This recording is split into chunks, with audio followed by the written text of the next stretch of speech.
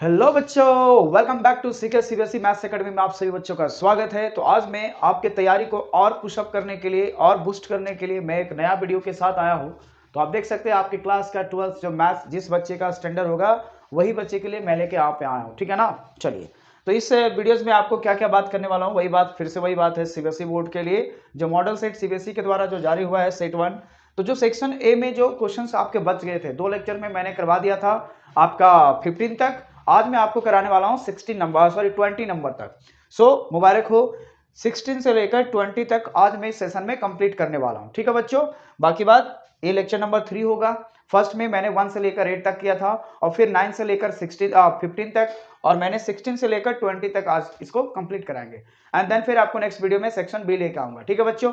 चलिए, तो पहला क्वेश्चन आपके लिए आगाज है। पहला क्वेश्चन स्टार्ट करने से पहले सभी लोग फटाफट अभी सभी फ्रेंड के साथ शेयर करें, लाइक करें, है ना। सर ये सभी यूट्यूबर बोलते हैं, आप भी यही बोलते हो? नहीं, मैं ये चले पहला क्वेश्चन स्टार्ट करते हैं बच्चों कि क्या आपके पास क्वेश्चंस है।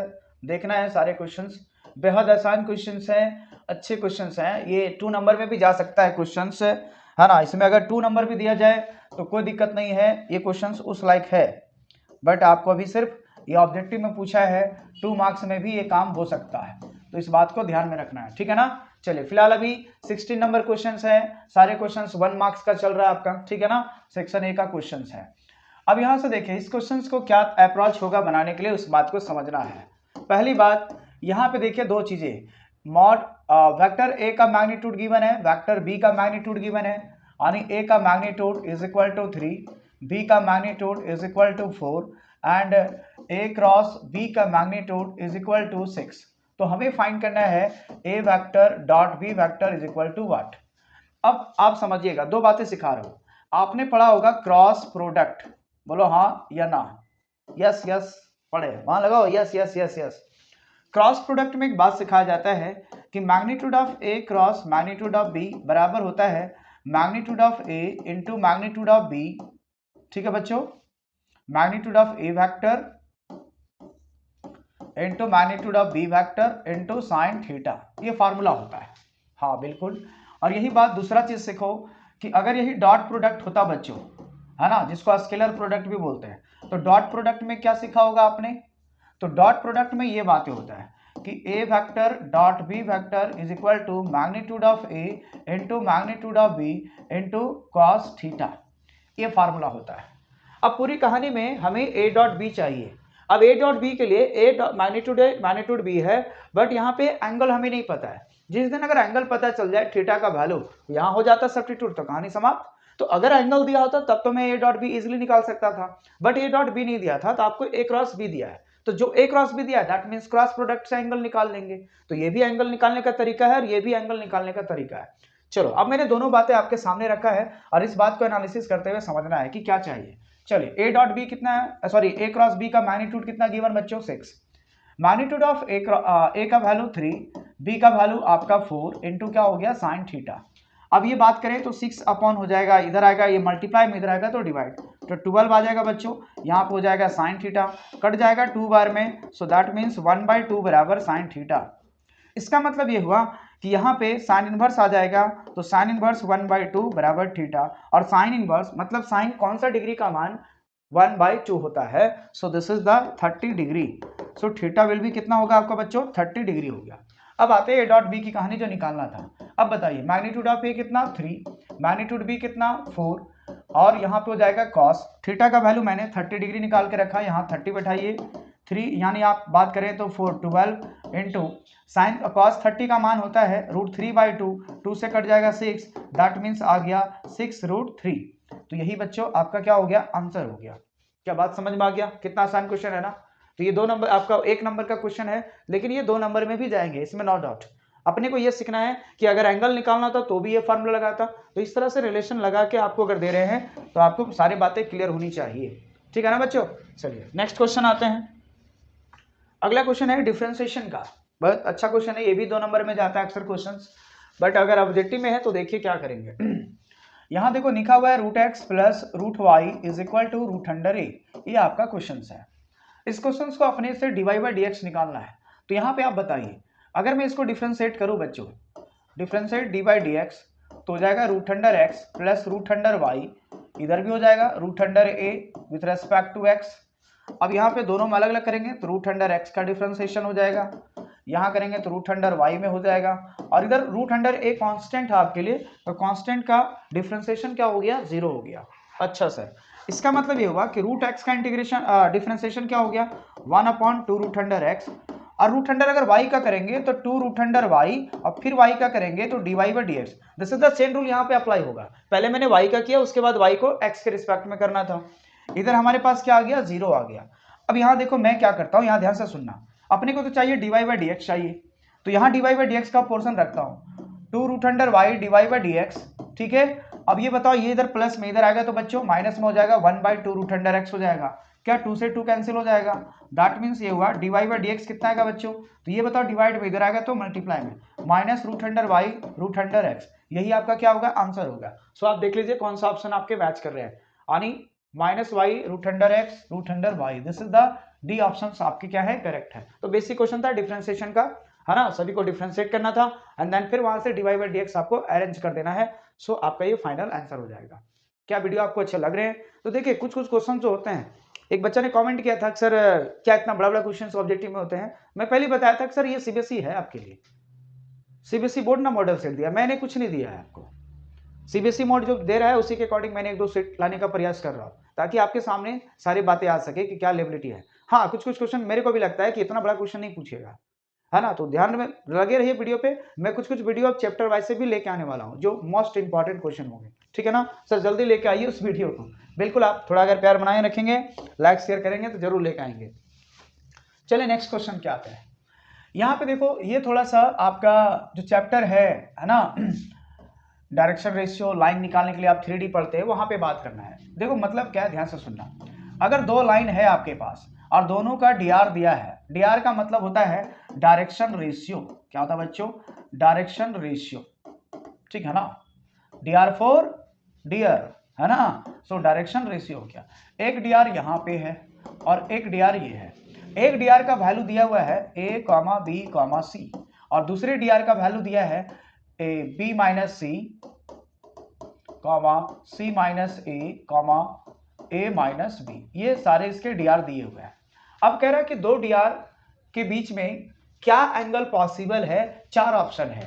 क्या ये 30 आपका 60 डिग्री है, क्या ये आपका देखा जाए तो 45 से मल्टीप्लाई कर दीजिए 3 को, है ना, तो क्या 135 डिग्री पॉसिबल है, क्या 45 डिग्री पॉसिबल है, क्या 90 डिग्री पॉसिबल है, ठीक है ना। अब मैं ये कह रहा हूं कि अगर 2 dr का 90 डिग्री तब होता है जब उसके dr का प्रोडक्ट, मतलब कॉन्सेप्टली इस बात को समझना कि अगर 2 dr है, एक का a1 b1 c1 है, ठीक है, और दूसरे का dr आपके पास है a2 b2 c2, तो एक कॉन्सेप्ट होता है, ध्यान रखना बच्चों, अगर आपको 2 डायरेक्शन रेशियो दिया रहे तो ये दोनों परपेंडिकुलर तब पॉसिबल है जब इसके दोनों का डॉट यानी दोनों का मल्टीप्लाई करेंगे प्रोडक्ट करके, a1 a2 plus b1 b2 plus c1 c2 बराबर क्या होगा 0। अगर ऐसा है तो बोलेंगे ये 90 डिग्री बनाएगा, यानी दोनों डायरेक्शन रेशियो का प्रोडक्ट का सम अगर 0 आ जाए तो दोनों dr आपस में परपेंडिकुलर होगा, और अगर नहीं होगा तो परपेंडिकुलर नहीं होगा। तो ये बात तो कंफर्म हो गया कि आपका ना ये बनने वाला है, ना ये बनने वाला है, ना ये बनने वाला है, बनेगा 90 डिग्री। मैं प्रूव कर देता हूँ 90 कैसे बन रहा है। अब आप खुद एट रैंडम चेक करते हैं कि दोनों का dr कैसा आता है। चलो मल्टीप्लाई करो, तो a इंटू हो जाएगा b minus C plus b into होगा c minus a plus c into हो जाएगा a माइनस b। देखते हैं ये 0 के बराबर आता है या नहीं आता है। चलो मल्टीप्लाई करो, ए बी माइनस ए सी, यहाँ करेंगे तो बी सी माइनस बी ए, यहाँ करेंगे तो सी ए माइनस सी बी। क्या प्लस माइनस में सभी कट जाएगा, A B A C B C, क्या आ गया 0। इसका मतलब इन दोनों का प्रोडक्ट अगर 0 के बराबर आ रहा है तो ये कितना डिग्री बनाएगा बच्चों, हमेशा 90 डिग्री बनाएगा। So option is a, D is your correct. बात समझ में आ गया। तो यहां से क्या सीखे कि 2 dr आपस में परपेंडिकुलर कब होते हैं, जब दोनों डायरेक्शन रेशियो का प्रोडक्ट का सम 0 के बराबर होता है, ठीक है ना। चलिए एनीवे, तो ये भी शानदार क्वेश्चन था, आप याद रख लीजिएगा। नेक्स्ट क्वेश्चन आते हैं। अगला क्वेश्चन आप देखो, यहां से 19 और 20 में दोनों में ऐसे रीजन का क्वेश्चन है। देखो मैं एक चीज ऑब्जर्व कर रहा हूं इस सारे मॉडल सेट में, चाहे आप 10 क्लास में आप दिए हैं सो, और इधर जो 12th में आइएगा सो, तो देख रहा हूँ दोनों का जो मैं मॉडल सेट डाल रहा हूँ, आप यूट्यूब पे देख रहे हैं, तो मैं 10 क्लास का भी और 12th क्लास का डाल रहा हूँ। तो दोनों में ऐसे रीजन का जो क्वेश्चन है वो सभी दो दो क्वेश्चन दे रहा है, 19 और 20। तो आपको दो ऐसे रीजन क्वेश्चन आएंगे 19 में भी और 20 में भी, ठीक है ना। चलो अब देखते हैं इस क्वेश्चन का क्या मीनिंग आता है और कैसे हम लोग पहचानेंगे, ध्यान से समझना है। ऐसे में कह रहा है कि क्या ये इंक्रीजिंग फंक्शन है ऑलवेज 10x माइनस, यानी पहला ए के अकॉर्डिंग बात कर रहा हूँ, ऐसे में A4 ऐसे ले रहा हूँ, ठीक। यहाँ देखो fx इज इक्वल टू लिखा है 10x माइनस एक्स, कह रहा है क्या ये ऑलवेज इंक्रीजिंग होगा। अब सवाल ये आता है कि इंक्रीज करेगा कब, जब इसका डिफरेंशिएशन ऑलवेज ग्रेटर देन 0 होंगे, तो स्ट्रिक्टली इंक्रीजिंग और स्ट्रिक्टली डिक्रीजिंग, इंक्रीजिंग डिक्रीजिंग का चैप्टर का ये कॉन्सेप्ट है। चलो तो क्या करना, जब भी ऐसा चेक करना हो किसी भी फंक्शन का, आपको अगर चेक करना है कि ये इंक्रीज कर रहा है कि डिक्रीज कर रहा है, तो क्या क्या करना है, ध्यान से सुनो। पहली बात, एक बार इसको डिफरेंशिएट करना, डिफरेंशिएट करेंगे तो 10 का डिफरेंशिएशन sec स्क्वायर x और x का डिफरेंशिएशन कितना होगा 1। अब एक चीज बताओ, डिफरेंशिएशन बराबर sec square x minus tan square minus 1 बराबर क्या होता है बच्चों, tan स्क्वायर x होता है। अब एक चीज बताओ, अगर किसी भी चीज का फंक्शन का अगर स्क्वायर है तो वो हमेशा 0 से बड़ा होगा, और अगर लास्ट x का वैल्यू 0 होगा तो ये 0 देगा, क्योंकि ये पॉजिटिव है ना। अगर किसी का भी पावर इवन नंबर होगा तो हमेशा वैल्यू 0 या 0 से बड़ा हो सकता है, 0 से तो छोटा कभी होगा नहीं।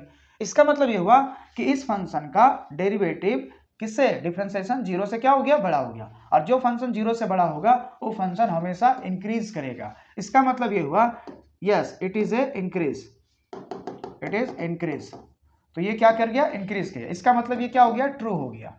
क्या ये बात समझ में आ रहा है। चलो तो ऐसे जो आपका है एक्सप्रेशन में वो आपका ट्रू है, ये बात दिमाग में क्लियर हो गया। चलिए अब रीजन की बात करते हैं।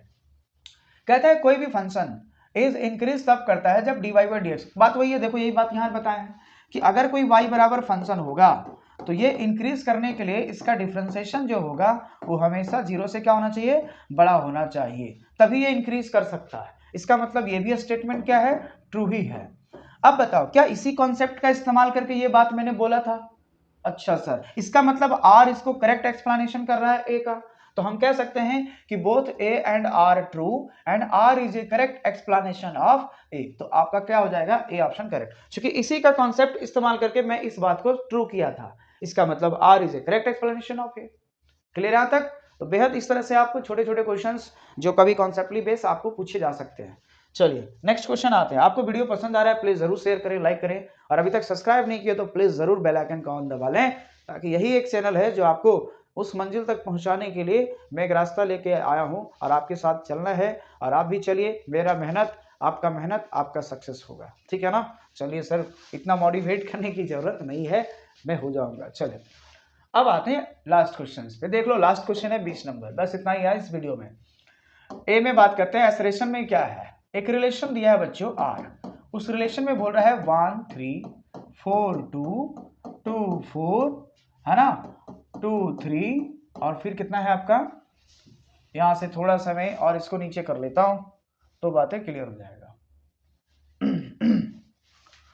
तो यहां पे देखो रिलेशन में पहले ए का बात करता हूं, एक्सप्रेशन में आपका क्या दिया है, 1 3 4 2 2 4 2 3 3 1, और सेट आपका क्या दिया है, तो सेट ए में डिफाइंड है आपका क्या 1 2 3 4 1 2, देखो यहाँ गड़बड़ है थोड़ा सा मामला है ना, 1 2 3 यहाँ 4 होना चाहिए, ये क्वेश्चंस में रॉन्ग है, यहाँ पे 4 होगा, तो 1 2 3 4 होना चाहिए। ओके चलिए ठीक है।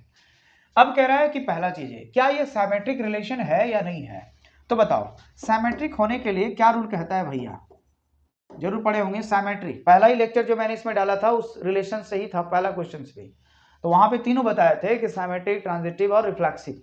सिमेट्रिक होने के लिए क्या होता है, कोई भी रिलेशन कि अगर A comma B belongs to R में है तो इसका रिवर्स बी कॉमा ए भी बिलोंग करना चाहिए आर में, अगर ऐसा होगा तो उस रिलेशन को हम सिमेट्रिक रिलेशन बोलेंगे। Okay yes sir. अब अपने को हर पॉइंट को चेक करना है, चलो यहां पे समझना इस बात को, अब आप बताना इसमें खेला यहां पे है, क्या 1 का 3 है तो क्या 3 का 1 है, यस, तो ये बात करेक्ट है। अब देखो 4 का 2 है तो क्या 2 का 4 है, यस, तो ये बात भी करेक्ट। लेकिन समस्या यहां पे घेरा बाबू, 2 का 3 है, 2 का 3 है, तो बताइए 3 का 2 कहीं है तो नहीं है, देखना क्या 2 का 3 कहीं मिल रहा है इसमें? नहीं, जो रिलेशन है उसी में देखना है, अपने से कुछ इधर उधर की बातें नहीं, जो रिलेशन दिया है उसी में सोचना है। 1 का 3, 3 का 1, तो इस पे नो डॉट, 4 का 2, 2 का 4, नो डॉट, बट 2 का 3 तो 3 का 2 नहीं है, दैट मीन्स ये सिमेट्रिक नहीं हुआ, नॉट सिमेट्रिक। ओके बच्चों, नॉट सिमेट्रिक। अब आपको क्या कह रहा है कि ये relation R is on set A में इज ए सिमेट्री? नहीं, फॉल्स कह रहा है, तो फॉल्स हो गया भैया, सिमेट्री तो हुआ नहीं, तो ये आपका क्या हो गया, फॉल्स हो गया। ठीक है सर। अब कहानी आगे आते हैं। कहानी अगला में है कि any symmetry relation R is equal to R inverse. तो याद रखना, कोई भी अगर सिमेट्री रिलेशन है तो उस रिलेशन का इनवर्स रिलेशन दोनों क्या होते हैं, बराबर होते हैं। इसका मतलब ये बातें क्या है, ट्रू है, सीधा स्टेटमेंट। जिस रिलेशन का इनवर्स रिलेशन आपस में इक्वल तब हो सकते हैं जब दोनों रिलेशन आपस में सिमेट्री होंगे, तभी पॉसिबल है। अच्छा सर, इसका मतलब ये तो ट्रू है। अब देखो ए फॉल्स आर ट्रू, तो ये तो डी ऑप्शन में जाता है बच्चों हमेशा, इसमें तो नो डॉट। तो ये आपका रहा आज का सेशन में, बाकी बात अब ये नहीं है। तो आपका ये 20 हो गया, 19 हो गया, 18 हो गया, और 17 और 16 और देन एंड। तो आज का सेशन आपको कैसा लगा बच्चों? इस तरह से हम सभी साथ में बढ़ता चलेंगे, आप वीडियो शेयर करेंगे, हमें थोड़ा मोटिवेट मिलेगा, फिर हमें भी अच्छा लगता है वीडियोस को आपको देने के लिए कि नहीं बच्चे हमारे वीडियोस को देखते हैं। अब हमारा दायित्व है कि जो बच्चे हम पे ट्रस्ट कर रहे हैं उसको मैं कैसे और आगे ले जाऊं। मैं आपकी उम्मीद को तोड़ने नहीं दूंगा, ये बात दिमाग में रख लेना इस बात को, ठीक है ना। तो चलिए आज का इतना ही, बाकी बात नेक्स्ट वीडियो में लाऊंगा, सेक्शन बी, ठीक है ना। तब तक आप वीडियोस पे लगातार बने रहें, बेल आइकन को जरूर ऑन कर लीजिए ताकि सारे जब भी क्लासेस में अपलोड करूं वीडियो तो आपको जल्द फास्ट ही नोटिस आपको मिल जाए, ठीक है। तब तक के लिए bye bye, take care, thank you.